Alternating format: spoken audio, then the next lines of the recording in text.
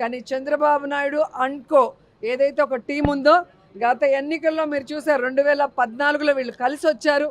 ఏ విధంగా ప్రజల్ని మోసం చేసి అధికారంలోకి వచ్చాక ప్రజల్ని గాలికి వదిలేసి ఏ విధంగా రాష్ట్రాన్ని అప్పుల్లో ముంచేశారో ఈ రాష్ట్ర ప్రజలు ఇంకా మర్చిపోలేదు. సో ఆ ముగ్గురు మళ్ళీ కలిసి వచ్చి ఈరోజు ఏదైనా మేనిఫెస్టో రిలీజ్ చేసినా ఎవ్వరు కూడా నమ్మే పరిస్థితిలో లేరు. ఎందుకంటే ఇదే తిరుపతిలో వెంకన్న సాక్షిగా ప్రత్యేక హోదా ఇస్తామన్నారు, వెంకన్న సాక్షిగా బాబు వస్తే జాబ్ వస్తుందన్నారు, వెంకన్న సాక్షిగా ఎన్నో చెప్పారు. ఆ వెంకన్నకే ఈరోజు శటగోపం పెట్టాలన్న ప్రయత్నం చేస్తున్న వీళ్ళకి ఖచ్చితంగా వెంకన్న బుద్ధి చెప్తారు అని కూడా ఈ సందర్భంగా తెలియజేసుకుంటున్నా. ఎప్పుడైతే తెలుగుదేశం పార్టీ జనసేన వాళ్ళ అభ్యర్థుల ఫస్ట్ లిస్ట్ రిలీజ్ చేశారో ఆ రోజే రాష్ట్రమంతా మీరు చూశారు వైఎస్ఆర్సీపీ సంబరాలు చేసుకుంది.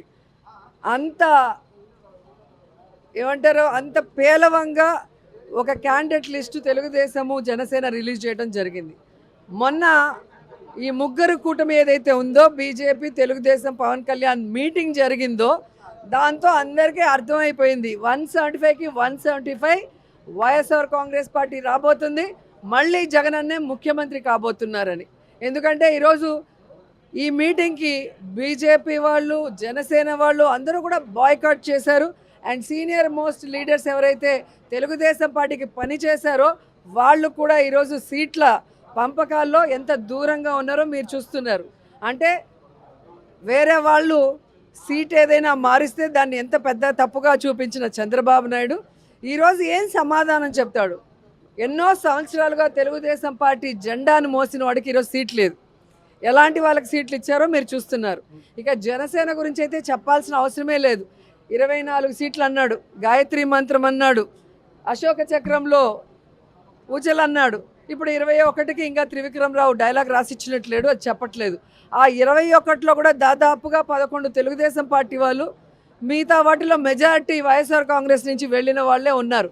అంటే స్పష్టంగా పవన్ కళ్యాణ్ వెనక ఒక నాయకుడు కూడా లేడు అనేది ఇక్కడ అర్థమవుతుంది. అక్కడ మిగిలిపోయిన చెత్త ఇక్కడ మిగిలిపోయిన చెత్తని ఏరుకొని క్యాండిడేట్లని అనౌన్స్ చేసుకునే దౌర్భాగ్య పరిస్థితికి రావటం అనేది మనం గమనించాలి.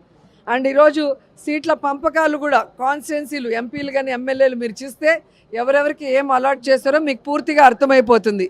చంద్రబాబు నాయుడు బీజేపీని జనసేనను మోసం చెయ్యాలి అన్న ఆలోచనతో సీట్ల పంపకాలు ఎలా చేశాడు, ఆ సీట్లలో కూడా తన అభ్యర్థుల్ని ఎలా పంపించి పెట్టుకున్నాడో చూశారు. కాబట్టి ఒకరికి ఒకరు పడక మొత్తం ఆ కూటమి అంతా జీరో అవుతుంది.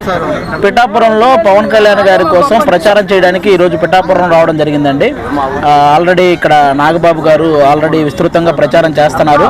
ఆయనతో పాటు మేము కూడా ఈరోజు ఇక్కడ ప్రచారం చేయడం జరుగుతుంది. ఆల్మోస్ట్ మనం ఏ ఇంటికి వెళ్ళినా వాళ్ళు మనం అడగకుండానే వాళ్ళు పవన్ కళ్యాణ్ గారికి ఓటని చెప్పేస్తున్నారు అనమాట. అంత ఇదిగా ఇక్కడ జనాలు ఉన్నారు.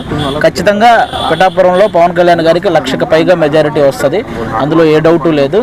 అది June 4th ఆ రిజల్ట్ అందరూ చూడబోతున్నారు. ఆల్మోస్ట్ మేము ఈ మంత్ అయితే షూటింగ్స్ ఏం చేయట్లేదండి. మిగతా షూటింగ్స్ అన్ని ముందే కంప్లీట్ చేసేసాను. ఈ మంత్ ఓన్లీ పవన్ కళ్యాణ్ గారికి సపోర్ట్ గా ప్రచారం చేయటం, అలాగే ఆయన నిలబెట్టినటువంటి ఆ 21 మంది వాళ్ళ దగ్గరికి కూడా వెళ్ళి ఆ నియోజకవర్గాల్లో వాళ్ళకి సపోర్ట్ గా ప్రచారం చేయటం, ఇదే ఈ మంత్ అంతా.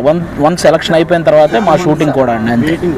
పవన్ కళ్యాణ్ గారు ఇక్కడ సొంత విలేజ్ తీసుకుని ఉన్నారు. అవును, ఉగాది రోజే సొంత ఇంటిని కూడా ఇక్కడ గృహప్రవేశం చేయడం జరిగిందనమాట. కాబట్టి ఇంకా ఆల్మోస్ట్ అంటే బేసిక్ గా ఇంకా ఎక్కడి నుంచో నిధులు వస్తాయని అలాంటి ఏదో నిధులు లేట్ అయితే కూడా ఇక్కడ ఆలోచించాల్సిన అవసరం లేదు. ఎందుకంటే పవన్ కళ్యాణ్ గారు తన సొంత డబ్బుతో కూడా అభివృద్ధి చేయగల సమర్థుడు అనమాట. అలాంటి వ్యక్తిని గెలిపించుకుంటే పిఠాపురం నియోజకవర్గం గురించి ప్రపంచంలోని తెలుగు వాళ్ళంతా మాట్లాడుకుంటారు, దీని అభివృద్ధి గురించి. కాబట్టి ఇప్పుడు మన తెలంగాణలో హైదరాబాద్ చూడడానికి ఎలాగైతే ఎక్కడెక్కడి నుంచో వస్తున్నారో, అలాగే పవన్ కళ్యాణ్ గారు గెలిస్తే పిఠాపురం చూడడానికి కూడా ఎక్కడెక్కడి నుంచో జనాలు అలాగే వస్తారు. అంత ఇదిగా సినీ పరిశ్రమ నుంచి ఎవరైనా ప్రచారంలో పాల్గొనే అవకాశాలు ఉన్నాయా సార్? కంపల్సరీ అండి. పవన్ కళ్యాణ్ గారికి సపోర్ట్ గా ప్రచారం చేయడానికి చాలా మంది రెడీగా ఉన్నారు. ముందు రోజుల్లో చాలా మంది వస్తారు కూడా. పవన్ కళ్యాణ్ గారిని ఓడించేందుకు సుమారుగా మండలానికి ఒక 2 తప్పున బడా ఇన్ఛార్జీలు నియమించారని పలు ఆరోపణలు వస్తున్నాయి. అదేనండి, ఎవరిని నియమించినా ఎవరు ఏం చేసినా జనాలు అందరూ అందరూ అన్ని గమనిస్తున్నారండి. ఈసారి కళ్యాణ్ గారిని గెలిపించడానికి సిద్ధంగా ఉన్నారు, అందులో ఏ డౌటు లేదు. ఆ దత్తాత్రేయ స్వామి దగ్గరుండి పవన్ కళ్యాణ్ గారిని గెలిపించుకుంటారు.